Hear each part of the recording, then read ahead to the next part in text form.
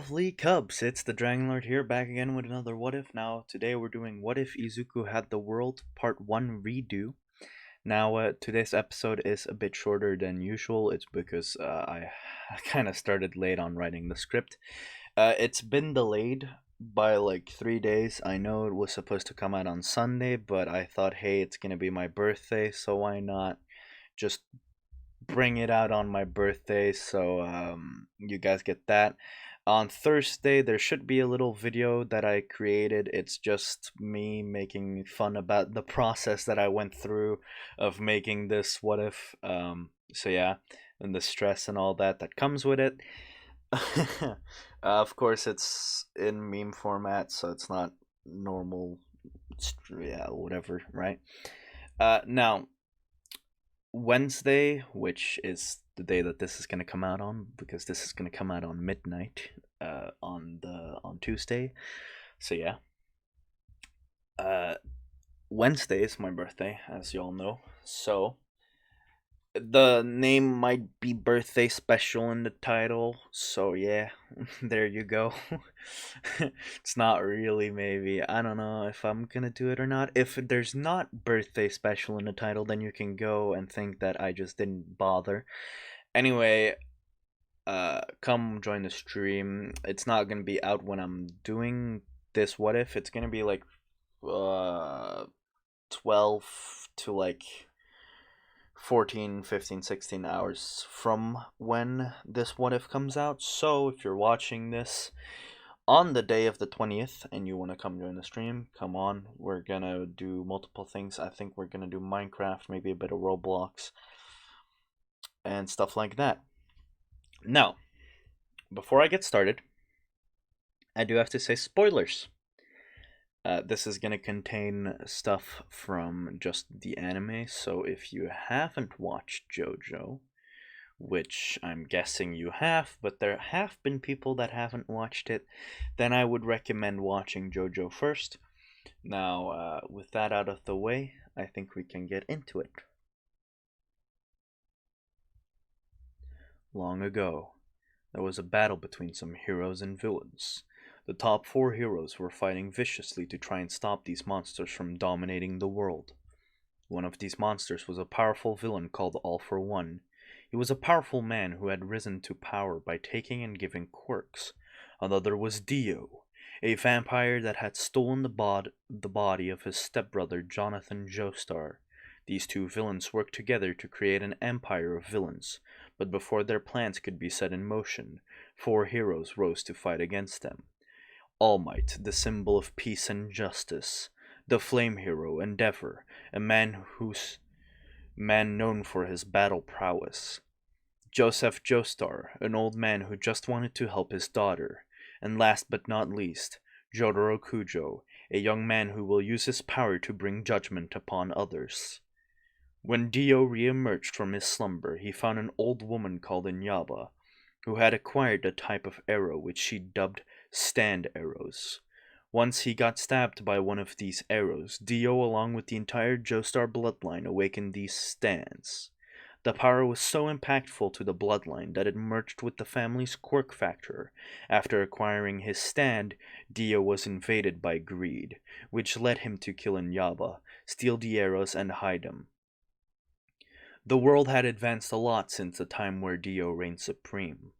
People had begun awakening powers, uncanny abilities that could even defy the laws of nature. Jotaro Kujo also has one of these quirks called Judgment. This power lets him judge people. This ability shows him if a person is good or bad, and before his stand awakened he was studying to become a judge.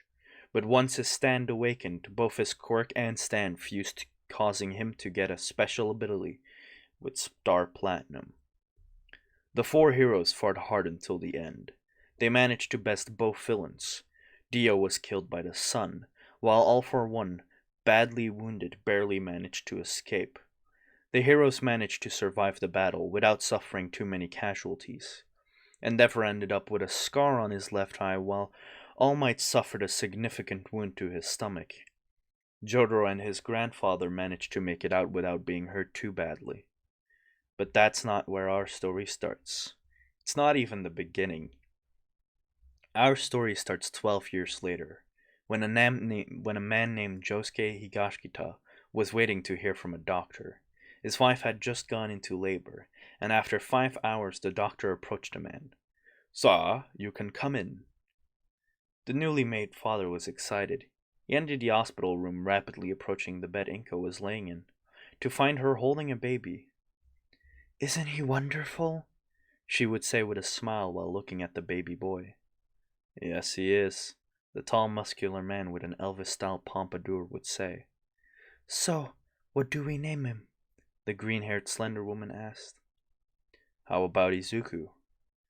Yes, that's a wonderful name, Inko replied. Izuku Higashikita. He will be an amazing boy, I can feel it, Josuke would say. The following 3 years would go by in a flash as Izuku would grow up in a loving and supportive family. And his father was usually home. They had enough wealth because of the Speedwagon Foundation, but they really didn't need it since Josuke was the number 5 hero, and he would make enough money to sustain his family.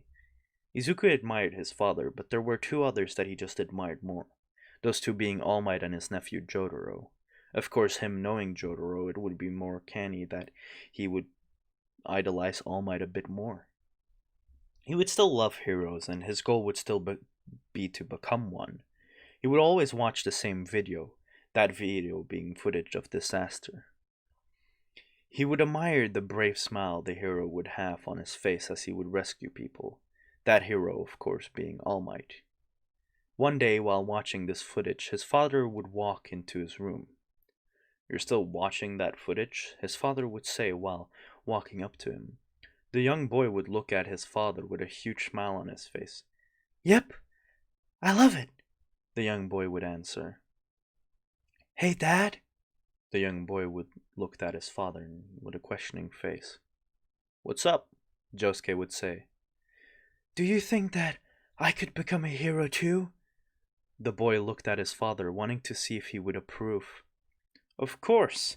I think you can become a great hero, his father would say with a smile on his face. The boy's face lit up with a huge smile. He was exhilarated. Someone he looked up to had just said he could become what he wants to be. 2 weeks would pass and Izuku would turn 4. It was his birthday after all. He was excited because this meant he could awaken his quirk finally.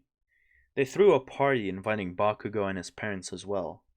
Bakugo had come to respect Izuku. Not only is his father the number 5 hero, his nephew is the number 2 hero, which Bakugo admired more than All Might. The doorbell would ring and Izuku would open the door to find his nephew standing there. Jotaro! The young boy would scream. Happy birthday, Izuku, the tall man with a cool hat would say. Izuku was happy, extremely happy. Oh, so you've got some free time, I see, Josuke would say. Yeah, I finished up my rounds and decided to stop by for a little Izuku, Jotaro would say with a smile on his face. Jotaro was just about to give Izuku the present he got for him, but before he could, the doorbell would ring. Izuku would again go to open it to find 3 people standing there, a man with brown hair and glasses, a woman with blonde hair, and a little boy with blonde spiky hair. Kachan! Izuku would yell. Happy birthday, Izuku! The 3 would say. Quickly, come, Kachan! The young Izuku would say, dragging his friend inside. What is it? Why are you pulling me? Kachan would say, wanting to retaliate. They entered the living room where Bakugo saw Jotaro sitting. The moment he saw Jotaro, his eyes lit up with excitement. The green-haired boy knew that his friend saw his nephew as an idol, as well, so what better time to introduce him than now? Hey, Jotaro-san, meet my friend Bakugo. He's a huge fan of yours, Izuku would say while bringing the blonde over. Is that so? Well, hello, young Bakugo. Would you like an autograph? The hero would say. Bakugo's parents walked in a bit later, but when they saw Jotaro, they were pleased to see him again. Yes, I would like an autograph, please, the blonde would say, kind of nervous to talk to his idol. After which, Jotaro proceeded with giving him his autograph. They had dinner, and after they finished, they all gave their gifts to Izuku. Bakugo and his parents gave him a toy set, which he really appreciated. His own parents gave him a toy set as well, but Jotaro gave him something special, something that he will always carry on him. After receiving all the gifts, Izuku and Bakugo decided to play tag. They had made a rule to not play in the living room though, since they had guests. They start running around the house one after the other, over and over again. That's when it happens. His parents had told him that it was alright to play tag, but just not in the living room. They didn't want to disturb the guests after all. But Izuku ran into the living room with Bakugo after him. While trying to reach for Izuku, a spark would go off in Bakugo's hand, which escalated into a full-scale explosion which sent Bakugo flying backward. Bakugo flew backward into Jotaro, who caught him. The boy was in shock at what just happened. He just awakened his power, but he might have hurt his friend when he realized this. He quickly apologized as he looked at the face of his idol, afraid of it being a face of judgment. "Don't worry, kid. You had no way of knowing that would happen," Jotaro would say, but the look on his face showed that of worry, or even more fear. The smoke would clear to show Izuku standing there, unharmed, with his hands crossed, but not only were his hands crossed, there were two arms crossing in front of him as well, these being lightly visible. "It can't be," Jotaro would say, surprised by what just happened. "What's wrong, Jotaro?" Josuke would ask, confused on the matter. "Just now, time stopped for half a second," Jotaro would answer. "Wait, but the only powers that can stop time are your star platinum and the world, right?" Josuke would say, confused on why Jotaro would stop time. "That's the thing. I didn't stop time there," he said as they all proceeded to look at Izuku. The boy would pass out all of a sudden, concerning the parents who took the two children to a hospital to be checked on. They did an exam on both Izuku and Bakugo, with Izuku getting an extra exam by Jotaro. The doctors ended up bringing Izuku and his parents into a room where Jotaro and a doctor were waiting. "Izuku, I recommend that you sit down," the doctor said. The boy proceeded to do as he was told. "Look, kid, you have a power," the doctor would say. The moment Izuku heard this, his eyes shined a bit brighter. After all, it meant that he could become a hero. "Unfortunately, it seems your power is similar to that of a villain called Dio." The boy looked confused on what the doctor meant, so Jotaro stepped in. "Listen, a long time ago I fought two villains. One was called All for One, and another was called Dio. This Dio had a power called the World. It was a humanoid person that he could summon to fight for him, just like me and your dad have." Jotaro would back this up by bringing out Star Platinum. "And it seems that you have the same humanoid figure as Dio, which should be impossible, but yet you have it." Izuku would be shocked a bit by this. He had just heard that his power was the power of a villain. How could he become a hero now? "Tell me, Izuku, what do you want to be?" his uncle would ask curiously. The boy excitedly said that what he always says. "A hero!"